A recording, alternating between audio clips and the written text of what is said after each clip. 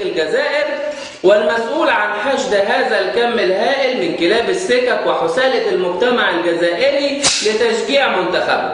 معنا على الهواء مباشرة السيد مأجور بن سفاح، مسجل نفس وسرقة بالإكراه وقتل عمد واتعدم مرتين قبل كده.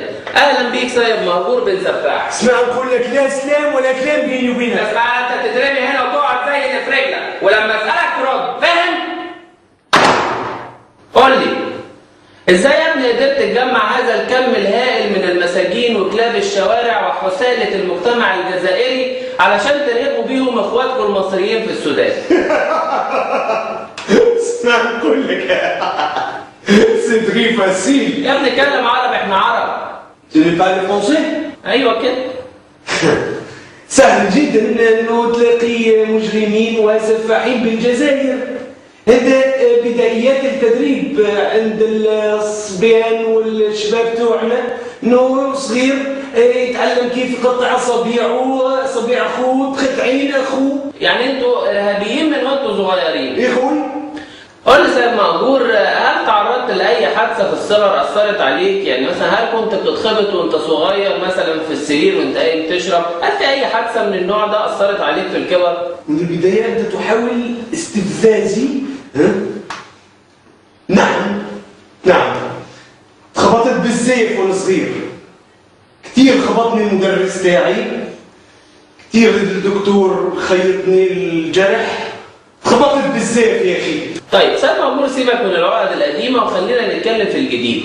انتوا ادعيتوا ان انتوا عندكم الاتوبيس بتاعكم اتخبط عندنا في مصر وان كان في 8 من القتلى الجزائريين، هل عندكم اي دليل على الادعاءات دي؟ بالقطع لدينا، ويعكف الكثير من الجرافيك ديزاينرز الآن على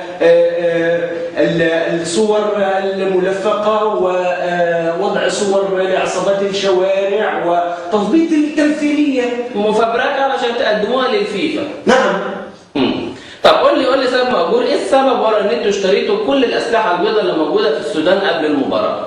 السبب بسيط يا أخي، نتسلوا نقشروا برتقال، نقشروا البطيخ المصري للتسلية، وهذه طبعا تعليمات. ترمرموا انتوا، يعني برتقال انتوا رمرمين يعني. صحيح، هذه تعليمات السيد رمرامة. رمرامة رئيس الاتحاد بتاعكم اللي قال لكم هاتوا برتقال وقشروه بالسكاكين. صحيح.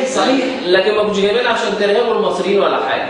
لا، نهائيا نحن لا ننوي إيذاء المصريين نهائيا. سيد مأجور بن سفاح، ازاي بتشوفوا نفسكم بعد ما شلتوا تذكرة التأهل للمونديال بإيد وإيد الثانية ملوثة بدم اخواتكم المصريين؟ مأجور، أنا لست فقط المأجور الوحيد بالجزائر.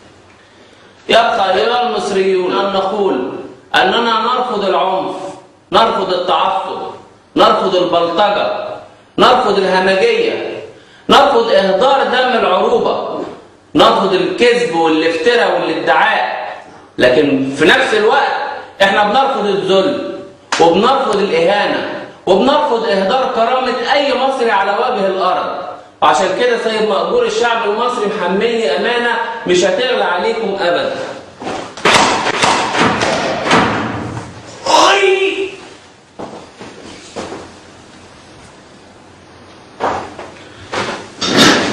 وفي النهاية أحب أقول لجريدة الشروخ الجزائرية واللي كانت سبب في الشرخ بيننا وبينكم إن إحنا عارفين كويس أوي مين اللي وراكم وأهدافهم إيه وعايزين يوصلوا بينا لفين، ومش هنسيبكم.